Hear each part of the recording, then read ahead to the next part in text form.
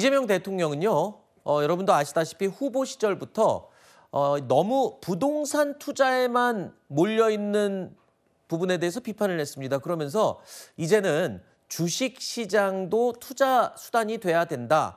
너무 부동산에만 몰릴 필요가 없다라고 강조를 했습니다. 이 기조는요, 당선 후에도 그대로 계속 이어지고 있습니다. 투자 수단이 부동산밖에 없습니다.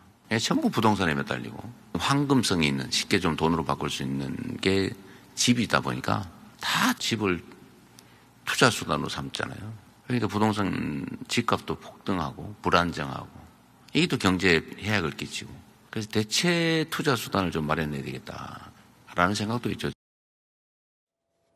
이게 부동산에만 투자가 몰리는 이유가 사실 있긴 합니다. 왜냐하면 부동산에 투자해갖고 실패한 사람은 별로 없는데 네. 주식 투자했다가 실패한 사람은 많잖아요. 그리고 주식은 정말 고생을 해서 돈 땄다는 사람, 글쎄요, 뭐 수익을 봤다는 사람이 그렇게 많지는 않아요. 그만큼 주식을 했을 때 얻는 메리트가 좀 커야 될 텐데 네. 그런 부분도 지금 대통령이 언급을 했죠. 배당금을 언급을 했네요. 네, 그렇습니다. 어제 이제 현장 간담회에서 나온 이야기지만 배당과 관련해서 배당으로 우리 생활 자금도 마련할 수 있게 되면 얼마나 좋겠냐. 기업들이 배당을 많이 줘야 말이죠. 그렇죠. 그런데 이제 기업들한테도 배당을 많이 하게 되면 투자자들이 몰릴 테니까 기업 가치도 올라가고 경영 환경 전반적인 선순환이 일어나지 않겠냐, 이런 이야기를 했거든요. 중간 배당, 어제 그런 얘기를 했어요. 우리나라 국내 상장사들 중에서 중간 배당하는 곳이 아직도 많이 없습니다. 네. 미국이나 이런 유럽 증시에 있는 상장사들과 비교해서 말이죠. 그리고 배당 성향도 우리나라가 20%한 중반 정도 되거든요. 이것도 이제 미국 같은 곳과 비교하면 아직도 차이가 나죠.